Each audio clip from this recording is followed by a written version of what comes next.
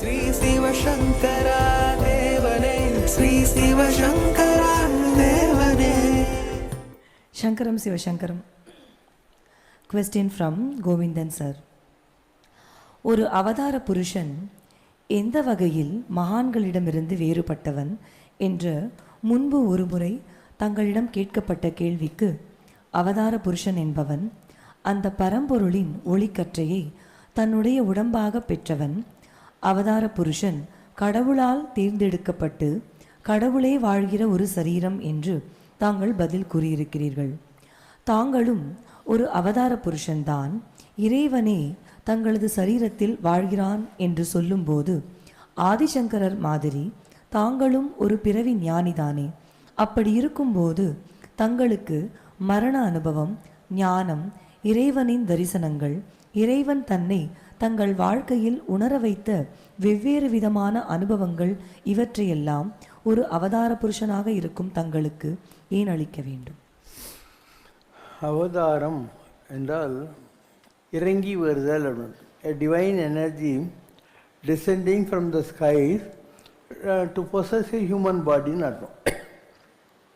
இப்போ நீங்கள் ஒயரிங் பண்ணுறீங்க, சாக்கெட் பாயிண்ட்லாம் மாட்டி பல்பு மாட்டுறீங்க, கனெக்ஷன் கொடுக்க வேண்டியிருக்கும். அது மாதிரி இந்த கனெக்ஷனுங்கிறது டிவைனிட்டி. பட் இந்த வெளிச்சம், ஃபேனு, பல்பு, மைக்கு இந்த மாதிரி இருக்குல்ல, அது யூட்டிலிட்டிஸ். ஸோ அந்த கனெக்ஷன் வந்த உடனே தான் இது ஆரம்பிக்குது. இந்த process of illuminating the society or enlightening the society or energizing the society happens only after that connection begins. So இதுதான் இந்த ரெண்டுத்துக்குள்ள டிஃப்ரென்ஸ். எல்லாரும் மகான்கள் தான். உலகத்தில் எவ்வளோ பேர் வர்றாங்க, எல்லாரும் மகான்கள். அவதாரம்ங்கிறது கடவுளே ஒரு மனிதனுடைய சரீரத்துக்குள்ளே வசிக்கக்கூடிய ஒரு நிலை. ஏதோ ஒரு இது இருக்கும், அதை சொல்லுவாங்க, ஏதோ ஒரு அவதாரம் இருக்குது. ஒரு ஆள் இருந்தார் இங்கே தாம்பரத்தில், ஒரு ஜோசியர் இறந்து போயிட்டார் இப்போது ஒரு 6 மாதத்துக்குள்ளே. அதில் வரும், ஏதோ ஒரு அவதாரம் இருக்குது, அதற்கு ஒரு சரீரம், அதில் இவர் இருக்கார் அப்படின்னு வரும். ஏதோ ஒரு அவதாரம் இருக்கு, அவதாரத்தினுடைய நிலை தெய்வமோ சித்தரோ தேவரோ, ஏதோ ஒரு அவதாரம், இவருக்கு இந்த பிறப்பு, அதுக்கு ஒரு சரீரம், அந்த சரீரத்தில் இவர் இருக்கார், அது எல்லாமே தெரிய வரும். இவர் யாரு என்னங்கிறத இவர் தன் சீடருக்கு. இப்போ இதெல்லாம் வர்றது தான். இந்த அனுபவங்கள் என்பவை அவரவர் அனுபவம் அவர் தம்மை அறிவதுங்கிற மாதிரி நமக்கு தெரிய ஆரம்பிக்கும். நமக்கு தெரிஞ்ச பொழுது நம்முடைய பெர்ஃபார்மன்ஸ் லெவல் டிஃப்ரெண்ட் ஆகும். ஒரு ஹியூமன் லெவலுக்கும் ஒரு டிவைன் லெவலுக்கும் ஒரு சூப்பர் டிவைன் லெவலுக்கும் வித்தியாசங்கள் இருந்தே தான் தீரும். ஸோ அந்த அவுட்புட்டுன்றோம் இல்லையா, அதை வைத்து கொண்டு நாம் செஞ்சுக்கலாம். எந்த அளவுக்கு நம்ம அந்த எனர்ஜியை கிரகிச்சிருக்கோம், எந்த அளவுக்கு we are able to spread that power to the outside worldங்கிற மாதிரி. பல்புலேயே 0 வால்ட் பல்ப் இருக்குது, 40 வால்ட் பல்ப் இருக்குது, சோடியம் வேப்பர் லேம்ப் இருக்குது இல்லையா. ஒவ்வொன்றுடைய அந்த அவுட்புட் ஆஃப் லைட்டுங்கிறது வேறையாக இருக்கும். லைக் தட் ஒவ்வொருத்தரும் நாட் ஓன்லி பை எனர்ஜி, அந்த எனர்ஜியை பயன்படுத்தக்கூடிய அளவுக்கு அவங்கக்கிட்ட ஏதோ இருக்கணும். கல்வியெல்லாம் கற்பித்தாய் நின்பால் நேயம் காண வைத்தாய் அப்படின்னாரு. இந்த உலகத்தில் எல்லாத்தையும் கடவுள் தான் கற்றுக் கொடுக்குறான். அதுக்கு மேலே கடவுளை லவ் பண்ணுறதுக்கு கற்றுக் கொடுக்குறான். எதுக்காகனா, யாமோதிய கல்வியும் எம்மறிவும் தாமே பெற வேலவர் தந்ததினால், அவருக்கு தேவைப்படுதுங்கிறதுனால இதெல்லாம் அவர் செய்கிறாரு அப்படின்னு அர்த்தம். இப்போ சிவசங்கர் பாபா என்பவர் it's a very well exposed person. ஒரு கிராமத்தில் பிறந்து எங்கேயோ போய் படித்து மெட்ராஸுக்கு வந்து வாழ்க்கையில் உழுந்து இருந்து பெரிய ஆளாகி பப்ளிக் லைஃப்பை பார்த்து உலகம் பூரா ட்ராவல் பண்ணி நிறைய தவம் பண்ணி காடு மூடு பிடிச்சி அலைஞ்சி எல்லாத்தையும் பண்ணி அந்த அனுபவங்களுடைய கன்சாலிடேஷனாக தான் இப்படி ஒரு அமைப்பை உருவாக்க முடியும் இல்லையா. We have created an organisation which is very different from any other organisation. இப்போ நீங்கள் உட்காந்துருக்கீங்க, உங்களுக்கு வந்து இந்த கோயிலில் ஸ்ரீமுஷ்ணத்தில் கொடுக்குற பிரசாதம் நம்ம கொடுக்குறோம். அதுக்கப்புறம் என்ன கொடுத்தாங்க, கொடுக்குறாங்க, பழம் வருது, இப்போ இன்னும் கூட எங்கிட்ட இருக்குது கொடுத்துட்டுருக்கோம். எது குழந்தைங்க வந்து உங்களுக்கு என்ன வேணும்னா சாக்லேட்னுவாங்க, சரி சாக்லேட் கொடுக்குறோம். இப்போ நேற்று வந்து ஒரு 500 பேர் சாயந்தரம் வந்திருப்பாங்க, காத்தால வந்திருப்பாங்க. காலையிலையும் நம்ம பிரேக்ஃபாஸ்ட் மாதிரி பிரசாதம் கொடுத்தோம், மத்தியானமும் கொடுத்தோம், நைட்டும் கொடுத்தோம். அண்ட் அது பாட்டுக்காக நடந்துக்கிட்டே தான் இருக்குது. இந்த குழந்தைங்கள்லாம் வந்து டான்ஸ் ஆடுதுங்க, எல்லாருக்கும் ஏதோ ஒரு கிஃப்ட்டு மூமெண்ட் கொடுக்குறோம். We take care of everything. இது மாதிரி ஒவ்வொன்றையும் நீங்கள் யோசனை பண்ணி பார்த்தா தான் தெரியும். எந்த கோயிலாக இருந்தாலும் அங்கே பல்லக்கு தூக்கிறதுக்கு இல்லை தேர் இழுக்கிறதுக்கெல்லாம் காசு உண்டு. மினிமம் 5000 ரூபாய் வச்சுருப்பாங்க. அது ஒரு பெரிய விஷயமா சொல்லிக்கோங்க. தேர் இழுத்தோனாங்க, அப்படி பழனியில் தேர் இழுத்தோணும். இங்கே டெய்லி யார் வேணான்னா ஒன்று இல்லையா, காலெலாம் நீ கொடுக்க தேவையில்லை. Every thing is very different here. நம்ம அந்த அறிவை கொஞ்சம் யூஸ் பண்ணால் தான் தெரியும் எந்த வகையில் இந்த ஆர்கனைசேஷன் டிஃப்ரெண்ட்டுங்கிறது நீ புரிஞ்சுக்கணுன்னா நீ கொஞ்சம் திங்க் பண்ண வேண்டியிருக்கும். மற்ற ஆர்கனைசேஷனுக்கு இதுக்கு என்ன வித்தியாசம், மற்ற சாமியார்களுக்கும் நமக்கு என்ன வித்தியாசம், இது மாதிரி ஒவ்வொன்றா நீ யோசனை பண்ணால் தான் இந்த இடத்தினுடைய அந்த பொட்டென்ஷியல் ஆர் அந்த வேல்யூஸ் உனக்கு புரிய ஆரம்பிக்கும். இல்லைன்னா எல்லாம் ஒரே மாதிரி தான் இருக்கும் பார்க்குறதுக்கு இல்லையா. ஏதோ வர்றாங்க ஜனங்க சாமி கும்பிட்டாங்கன்ற மாதிரி இருக்கும். அப்படி கிடையாது இல்லையா. எல்லாமே வெரி டிஃப்ரெண்ட். அவர் whole system is always very different. இப்போன்னு இல்லை, ஒரு சின்ன லெவலில் 600 ஸ்கொயர் ஃபீட்டில் மண்ணடி மலையப்பன் தேரில் ஆன்மீகம் செய்த காலத்திலேருந்து பெசன்ட் நகருக்கு போயிட்டு அதுக்கப்புறம் நீலங்கரைக்கு போயிட்டு அப்புறம் இங்கே வந்த அப்புறம் கூட எல்லாமே டிஃப்ரெண்ட்டாக இருக்கும். அண்டு பல வகைகள் நாம் வித்தியாசமானவர்கள், மக்களுக்கு புரியாது. துருபதன், துரோணர், குசேலன், பகவான் கிருஷ்ணர் இவர்களது நட்பை மேற்கோள் காட்டி மனிதர்களின் நட்பை விட இறைவனின் நட்பே சிறந்தது என்று சமீபத்திய அருளுரை ஒன்றில் தாங்கள் தெரிவித்திருக்கிறீர்கள். பகவான் கிருஷ்ணர் குசேலன் கொண்டு வந்த அவலை 2 பிடி உண்டபோது இகலோக பரலோக செல்வங்கள் அனைத்தையும் குசேலனுக்கு வழங்கிவிட்டார் என்றும் 3வது பிடியை சாப்பிட்டால் தன்னிடம் இருக்கும் செல்வம் அனைத்தையும் குசேலனுக்கு கொடுத்து விடுவார் என்ற அச்சத்தில்தான் 3வது பிடியை எடுக்க விடாமல் அவரது துணைவியாரும் மகாலட்சுமியின் அம்சமுமான ருக்மணி தேவியார் தடுத்துவிட்டார் என்று சில விளக்கங்கள் அளிக்கப்படுகின்றனவே, இவை சரிதானா? பகவான் கிருஷ்ணரை ருக்மணி தேவி அவ்வாறு தடுத்ததற்கான காரணங்கள் என்ன? வித்தகராகிய வேழத்தர் உண்டவும் அரியன் மால் உண்ட வண்ணமாம். வித்தகராகிய வேடத்தார்னா மகான்கள், சித்த புருஷர்கள். அவங்க சாப்பிட்ட சாப்பாடு பிரம்மா, விஷ்ணு, சிவன் 3 பேரும் சாப்பிட்டதுக்கு ஈக்குவல் அப்படின்னு அர்த்தம். ஸோ கிருஷ்ண பரமாத்மா அந்த அளவுக்கு பெரிய நிலைகளை தொட்ட ஒரு பகவத் அவதாரம் தானே. அதனால் அவர் சாப்பிட்டாக்கா கட்டாயம் நல்லது நடக்கணும். அவர் தான் சாப்பிட்டுக்கிற போது என்ன ஆகுது, அது கடவுளுக்கு தானே அர்ப்பணம் பண்ண போகிறாரு. யாராக இருந்தாலும் அகம் பரமாத்மா தெரிஞ்சவங்க உண்ணும் உணவு பருகு நீர் தின்னும் வெற்றிலை எல்லாம் பகவானுக்கு அர்ப்பணித்து வாழ்கிற ஒரு வாழ்க்கைக்கு வந்துடுவாங்க. அவங்க தனியாக ஒன்றும் சாப்பிட மாட்டாங்க, எல்லாம் கடவுளுக்குன்னு அர்ப்பணித்து வாழ்கிற ஒரு வாழ்க்கையில் இருப்பாங்க. அப்போ அதனுடைய பலன்கள் கட்டாயம் யார் அவங்க செஞ்சாங்களோ அவங்களுக்கு கிடைக்கும்.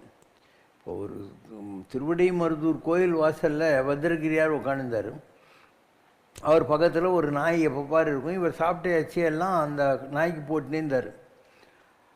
ஒரு நாள் அந்த பட்டினத்தார் இருக்கா இல்லையா, அவர்கிட்ட ஒரு ஆள் போய் ஏங்க எனக்கு கொஞ்சம் பிக்ஷை கொடுங்கன்னு அவர் சொல்கிறார், நானும் சன்னியாசிப்பா, அந்த கோபுரத்து வாசலில் ஒரு சாமியார் உட்காந்துருக்குது, குடும்பத்தில் உட்காந்துக்கிறார், அவர் போய் கேளு. அவர் வந்து ஏங்க இங்கே யாரோ குடும்பஸ்தர் இருக்காராமே, அந்த கோபுரத்தில் இருக்கிற சாமியார் எங்கே போய் வாங்கி சொன்னார்னு யோசனை பண்ணுறாரு. நான் ராஜாவாக இருந்து ராஜாங்கத்தை விட்டு ராணியை விட்டு எல்லாத்தையும் விட்டு வந்தவன், என்ன போய் ஒரு குடும்பஸ்தர்னு சொல்கிறாருன்னு அப்போ தெரியுது எல்லாத்தையும் விட்டு வந்து இந்த நாயை கட்டின்னு உட்காந்து இருக்கான்ட்டு. அதனால் அந்த திருவோடு இருக்கு இல்லையா, அதை எடுத்து நாய் தலை மேலே போடுறாரு. நாய் செத்து போகுது.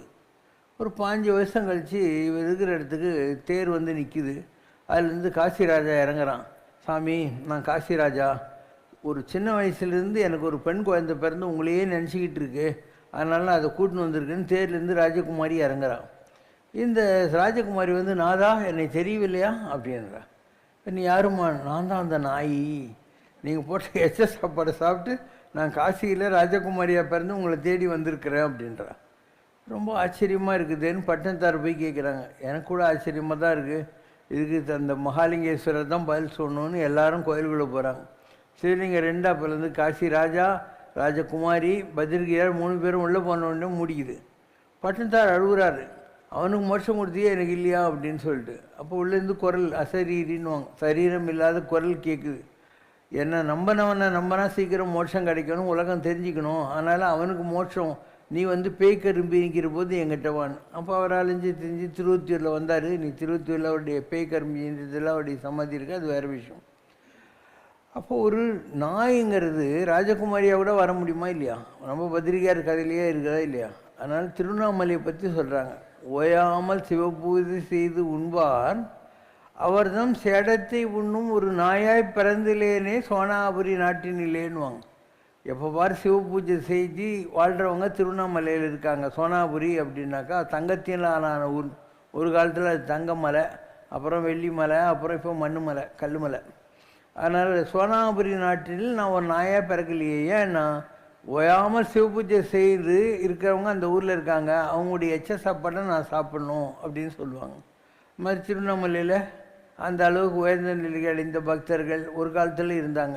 அதனால் பக்தி என்பது இன்றைக்கி ஏதோ ஒரு என்ன சொல்கிறது, பொழுது போகாதவங்க டைம் பாஸ்க்காக போகிற பிக்னிக் மாதிரி ஆகிப்போச்சு. நிஜமாக பக்தி, கடவுள், கோயில் ஒரு அதெல்லாம் இல்லை. அதனால தான் அந்த காலத்தில் பயபக்தின்னுவாங்க. கடவுள் இருக்கார் அப்படின்ற ஒரு பயம் இருக்குன்னுவாங்க. இப்படியெல்லாம் மாறிப்போன ஒரு கலிகாலம். எனக்கொன்றும் தெரியாது பாபா,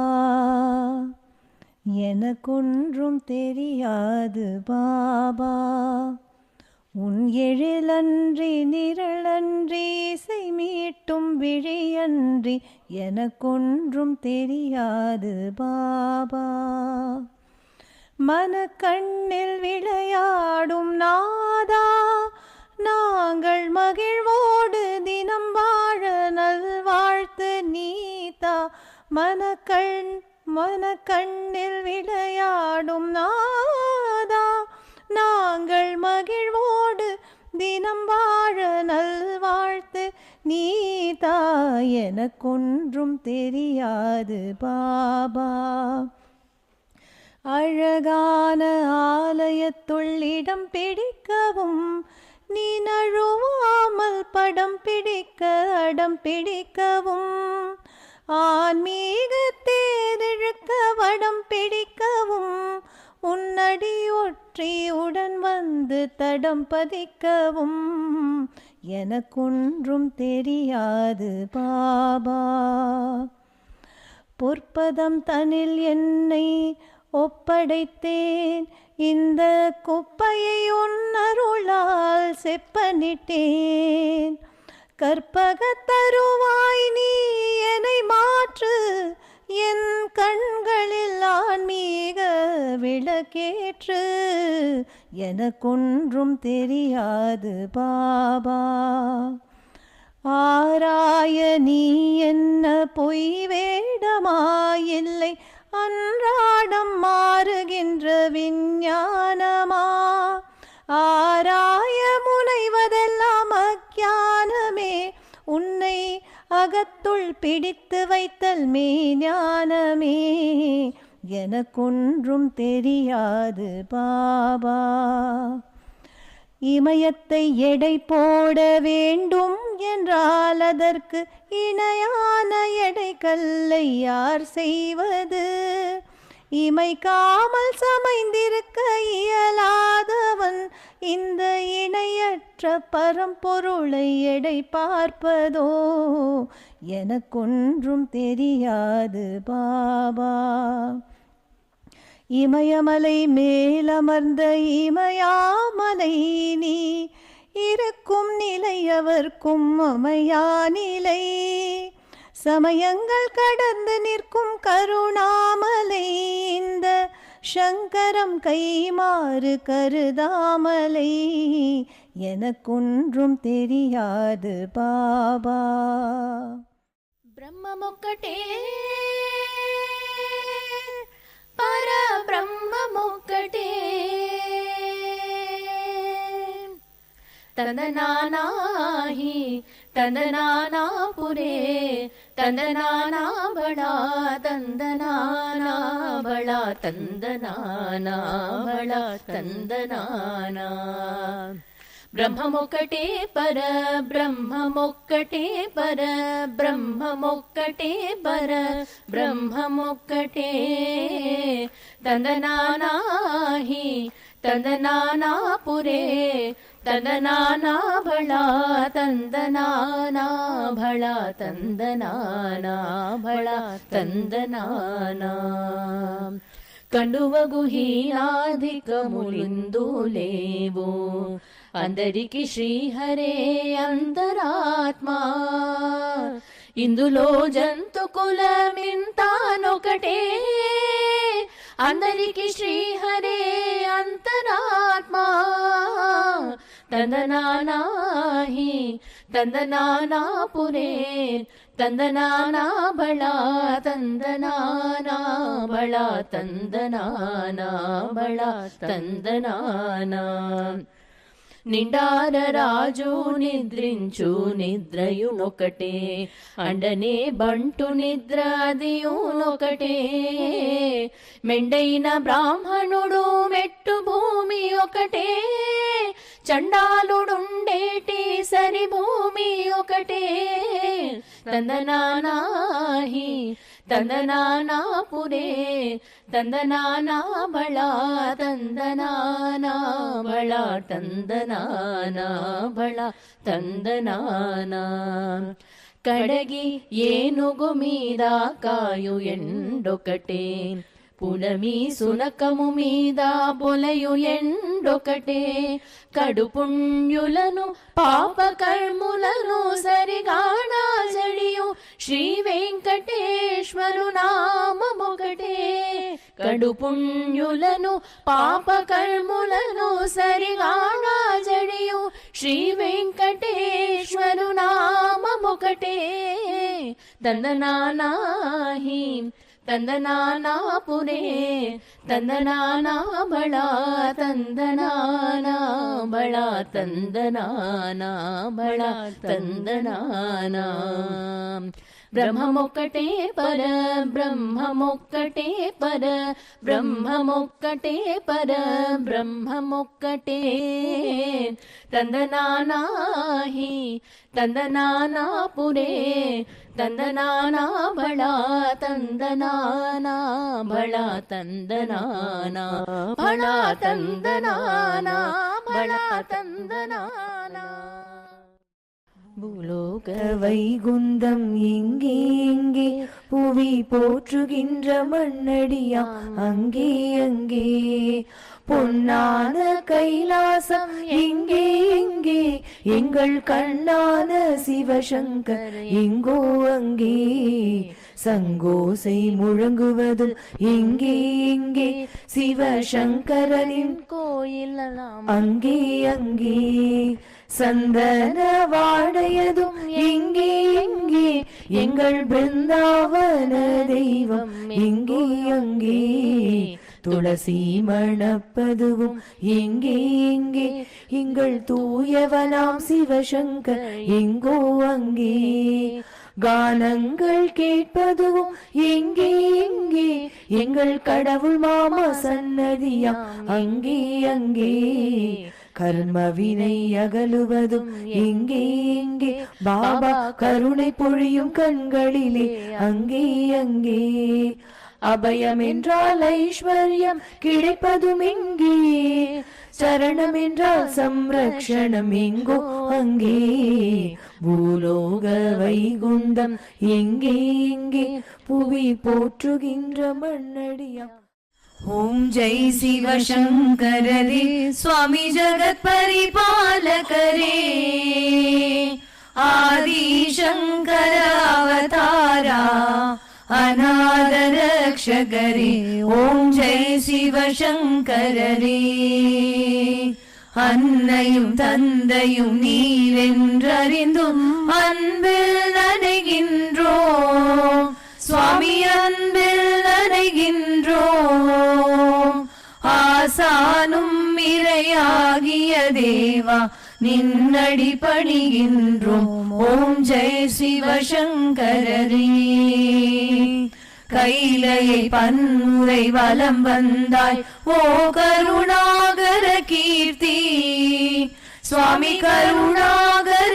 கீர்த்தி மயிலையில் நின்று வரம் தருகின்றாய் மங்களகரமூர்த்தி ஓம் ஜெய் சிவசங்கரரே. ஆனந்த சாகரம் தனிலம்மையாழ்த்தும் அற்புதாருள் ஜோதி சுவாமி அற்புதாருள் ஜோதி. ஆரத்தி செய்து பாடி மகிழ்ந்தோம் அருள்வாய் பரஞ்சோதி ஓம் ஜெய் சிவசங்கரரே. நாராயண நாராயண ஓம் சத்யநாராயண நாராயண நாராயண ஓம்.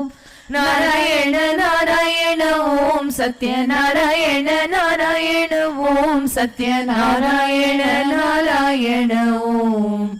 ஓம் ஜெய் சிவசங்கரரே. असुरकुलमर्दनाय योगाय योगाधिपतये शान्ताय शान्तरूपिणे शिवाय शिवनन्दनाय षष्टिप्रियाय सर्वज्ञानहृदयाय षण्मुखाय श्रीं श्रीं ह्रीं शम्भुगुहरवियङ्गाळाय कालरूपिणे सुरराजाय सुब्रह्मण्याय नमः. ॐ असतो मा सर्गमय तमसो मा ज्योतिर्गमय मृत्योर्मा अमृतं गमय. ओम शांति शांति शांति. लोका समस्ता सुखिनो भवन्तु लोका समस्ता सुखिनो भवन्तु लोका समस्ता सुखिनो भवन्तु.